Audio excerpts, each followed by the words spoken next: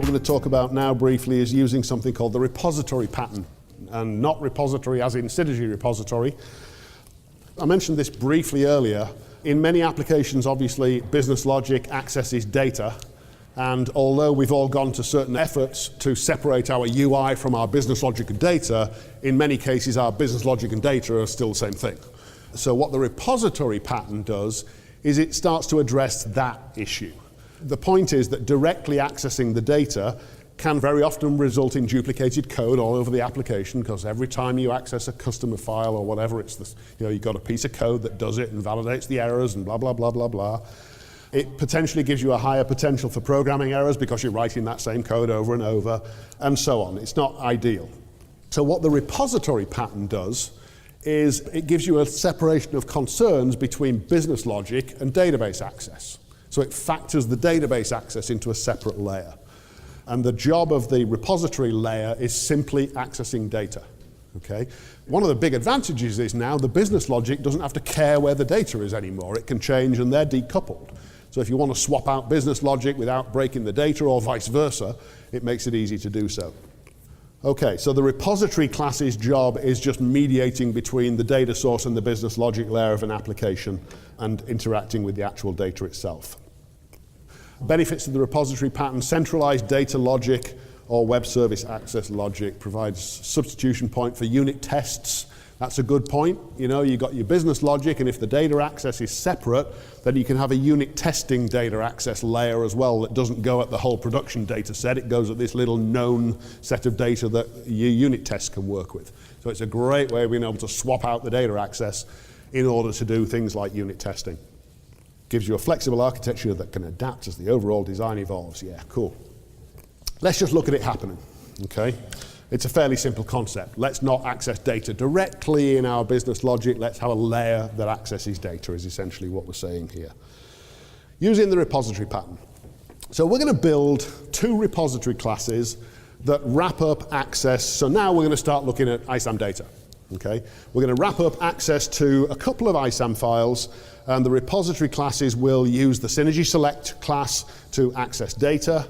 In some cases use regular ISAM IO to update data. They will encapsulate some data-related logic, such as allocating new IDs for new things, that kind of stuff. And they will expose records as plain old CLR objects, model types, and so on, instead of records. And at this point, I've shown you all there is to know about creating a controller and stuff like that, so I'm not going to start hand coding a bunch more controllers. So I'm going to use CodeGen a little bit to start accelerating the process of generating some of this code. And you'll see how that happens in a moment. So what I'm going to do first of all is I'm going to go to Windows Explorer, and I am going to go to my folder in which I have this thing called supplied files, and I am going to grab a copy of some 2 data files and a repository. Okay, and I am then going to go to my demos. So this is where we're working today, and I'm going to create a new folder, and I'm going to call it data, and I'm going to put the ISAM files and the repository into that folder. Okay. Then what we're going to do is we are going to go into our Visual Studio environment, and we are going to set up a couple of environment variables. I apologize, there is a new feature in Synergy in Visual Studio, which is an alternate way of doing this, but you don't know what it is until you see the new features presentation tomorrow, so there's another way of doing this, but for now we'll do it the old-fashioned way. So I'm going to go into Project Properties, I'm going to go into my Common Properties, I'm going to opt into Common Properties. This is just setting environment variables across the whole solution. So I'm going to set dat as my solution data directory. I'm going to set rpsmfill as rpsmain.ism. I'm going to set rpstfill as rpstext.ism. So I've got a data logical and I've configured my repository. I'm just going to validate we have got that correct. I'm going to go into Tools, Synergy Repository. So So we'll just verify that we've got access. There's our two structures. So we've got a department file and an employee file. It's simple, fairly simple data still. So structures, keys, and files are defined in the repository. Nothing special going on here. It's just regular old Synergy repository stuff. Now what I'm going to do is I'm going to go back to supplied files, and I've also got a bunch of CodeGen template files. I'm not going to go into a bunch of detail about CodeGen and what it's doing and what a template is, because there's other videos you can watch to learn about that, and that's really not what this is about. But in a nutshell, CodeGen allows me to say, here's some template code that kind of looks like what I want to create, and here's a repository structure. Go get field information from there and merge the two to produce some code. Okay, there are videos on YouTube that you can watch if you want to get into CodeGen a little bit more, but that's not what we're here for today. So I'm going to go back to my folder that we're working in today. I'm going to create a folder in there called templates, and I'm going to put that in there. Oh, there's one more file I should have grabbed while we were there. Okay, so back into there, and I've already set up a batch file to generate the stuff that I want to generate. So we'll go grab that as well and put it in there. Okay, that should be what we need. Now we're going to zip back into Visual Studio. Just so we got access to stuff, I'm going to add a solution folder called templates, and I'm going to add the templates in.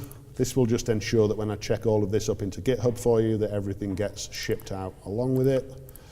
So there's the templates, and let's also add existing item as a batch file that generates the stuff that I need. That'll ensure that gets pushed out. Whole thing's been pre-configured. Okay, all right. Now magic can happen. Basically what we've got, and I'm not going to go into detail about these templates, but just very, very quick, there is a template called repository class. And this is not Synergy repository, this is the data access layer repository that we're talking about. This generates a repository class that has standard ISAM type operations, so it has a read all, it has a reader specific, it has a read by all the alternate keys, it has an update, a delete, and a create. So it has those basic file access type mechanisms. I'll walk through the resulting code, not the template. So I'm going to code generate a repository class for department and one for employee. It also code generates this data class. This is going to generate a model with properties for all the fields in the records.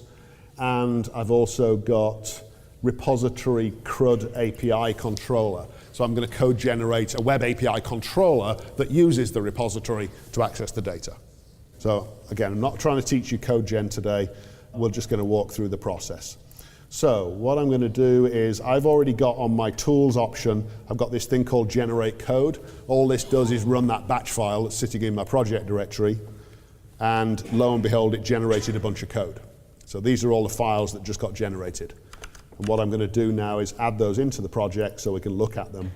So in Web API Services, we should have some, well, let's put them in models. So add existing item from our models folder. So basically all of those. And we've got a couple of new controllers now as well. So add existing item from controllers. We've got department controller and employee controller. Okay, let's just see what we got. So the first thing to look at is we've got this thing called data class base. This is just a base class for model classes for Web API, and all it has in here is some simple date and time type validation to turn .NET dates into Synergy dates and vice versa and so on, okay? And that's pretty much all that's in here. It's just some sort of date time utility type functionality that all of my model classes will inherit. If we look at department, it is just a bog standard model class. So it's class department extends data class base, so it's got that date time validation, and it has a constructor that accepts a record, so I can read a record from a file, pass it in through this constructor and populate all the properties from a Synergy record, and it has properties for the various fields in the record. So ID, name, manager. And then there is a toRecord mechanism that if I'm doing an update back to an ISAM file, I can take one of these objects, call it toRecording, it'll give me a record that I can then save back to the ISAM file. So that's the model class that got generated. There is the same thing for employee, exactly the same other than it has more properties than ID, first name, department, hire date, phone, cell phone, paid, home, blah, blah, blah. Just a whole bunch of properties. Their address, their zip code, and so on. So just a couple of model classes. The most interesting bit here is the repository classes that were generated. So let's look at department repository. So this is just a class called department repository. It knows about the ISAM file spec, okay? And it has a read all method that just does a synergy select, or it could do a symphony harmony if you're using harmony to access data. However it accesses the data, it's totally irrelevant, it doesn't matter. But this is our data access layer. So in here, we're just doing a for each department in new select from file spec department. So just a typical select to say, get me all the data. And it's building up a list of department and adding the departments into the collection as it goes. And then it's returning a repository result. Repository result is there. So repository result is success, not found, exists, duplicate key, or key changed. Okay. So we've got a read all records using a select. We've got a read a record passing in the department ID and returning a department object, so reader specific. So this is just, again, it's doing a select to go read the data. We've got a read all departments whose manager is based on an alternate key. Again, it's just doing a select, finding them all. We've got a create, which opens the file and just does reads to make sure the record's not there, and then does a store. And we've got an update, which again reads the record to find it, and there's the read, and then does a write. And we've got a delete. So this is just good old ISAM file access. Okay? And then also generated was the controllers. So this is where you'll see the repository pattern in action. So if we look at department controller, these controllers are pretty much the same as the ones we've been looking at all day. They've got a get all, get one, create, update, delete, basically. Actually, they'll have some gets by alternate keys as well. So you'll see what's happening here is in my get all method, rather than having data logic in my web service layer, essentially, I'm using an instance of the department repository class to access the underlying data. So I'm just factoring out the data access from the web service or from the business logic layer as it happens. So department controller creates a new instance of the department repository, and then the get all method simply calls the repository read all, and if the result is not found, it throws a web API not found, otherwise it returns the collection that came back from the repository layer. So now all of the filtering and whatever is happening out in the repository layer, and even if that changes, I could totally change that underlying storage, but my web service isn't going to change. Okay? So I've just made the two independent of each other. And here's department, so we've got get department by ID, and again we're just calling the repository's read, passing in the ID, getting back the department object, and if it's not found, throwing a not found exception, and so on. Because we code generated, the code gen templates say, oh, there's an alternate key of manager, so we've generated a get by manager, you pass in a manager ID and it builds a collection of stuff for that manager. There's our create, there's our update, there's our delete. Okay, enough, let's just build it, make sure it does. Again, if you want to walk through the code in much more detail, you can have all the code. By the end of the week, I'll have it up there somewhere for you. So it built, and if we go to, let's go to the documentation and just see if it's seeing everything. Yep, so there's our department service. Here's our employee service. Now you can see there's a lot more alternate keys on the employee. So employee, we can get all of them. We can retrieve a specific one. We can say, give me all the employees for a department and pass a department ID.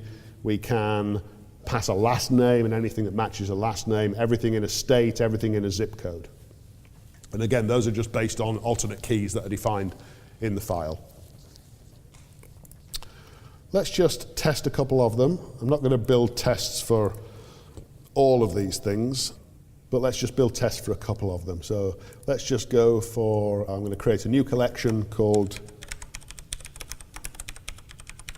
department controller, and let's get rid of some of these.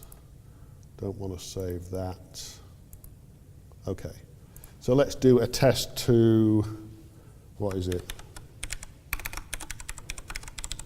Base address, API / departments, and save that as get all departments, and we'll put it in our department controller collection, and let's execute it. Ooh, oh yeah, okay, this was expected. Okay. Oh dear, Synergex, Synergy DE, no file found exception, because IIS doesn't have a clue what dat : means. So I've got to fix that in some way. Now, I'm going to kind of cheat. So what I'm going to do is, my Synergy environment needs to have a DAT : logical name at runtime. I defined one in Visual Studio in my development environment, but IIS doesn't know anything about that. Okay? So what I'm going to do to fix that is I'm going to go to my Synergy project first of all, and I'm going to add a new class. It's just in the root of the folder.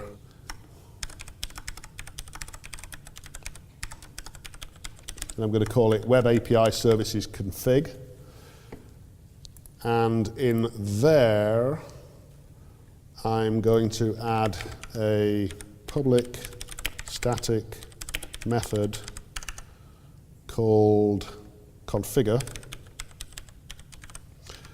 And in there, I'm going to give it a parameter.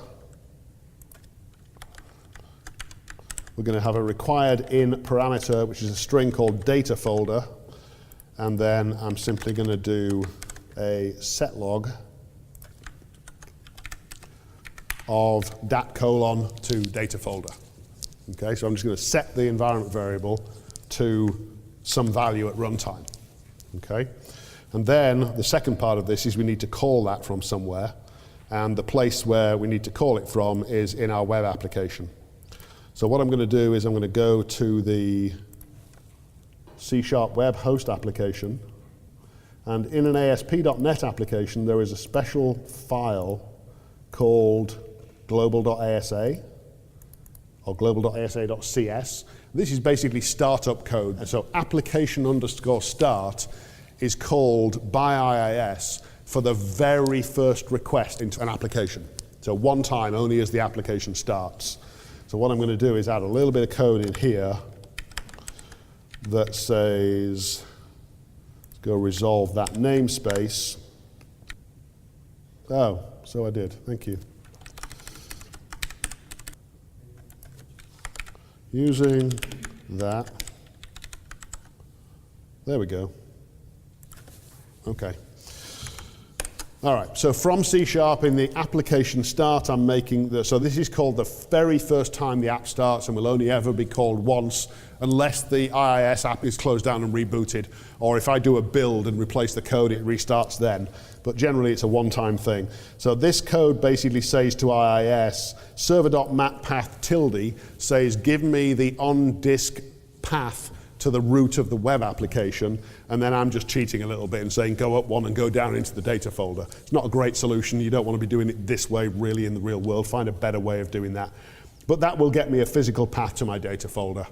And then I'm calling the Synergy method, passing on the data folder, and it's doing a set log inside the Synergy runtime for me. Okay, so now if we build that and we go back to our environment and run our test, again, it's doing its build because it's the first time, and there's our data. So now this is the data for all of the departments that are in the file. There's not many of them. There's 10 or so, I think. And we should also be able to do a department, I don't know, /HR and get the single department.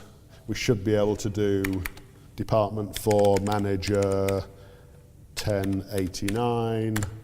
and get the two departments that that person manages and so on. Let's do a couple from employee because there's a little bit more to go at in employee. So employee controller. And let's go grab that URL. Copy, let's go to employee controller. And our URL is, let's go for employee, and let's save that one as all employees in the employee controller collection. There we go, and there's our employees. And I think in this data set there should be, yeah, there's 500 in there. Okay, so there's that example. We can also do things like employee/state/California. So let's get a zip code 93462, so we should be able to do also things like /zip/93462, state zip. Okay, so there's employees from that zip code and so on. Okay, I'm not going to go through a whole bunch of time going through that generated code because those controllers pretty much have the same kind of stuff we've been talking about all day. The other thing to note is I have not, in the data classes that we just generated, I did not take the time, models, employee, I did not take the time to apply the data annotations attributes to them. But obviously repository has required field. I know what this field length is. I know things that are supposed to be phone numbers and dates and stuff like that. So I could very easily change my CodeGen templates to apply a bunch of those data annotations, numeric ranges, required fields, all that kind of stuff could easily be generated into those, and then we would get those validations happening as well. All right, so that's the use of the repository pattern.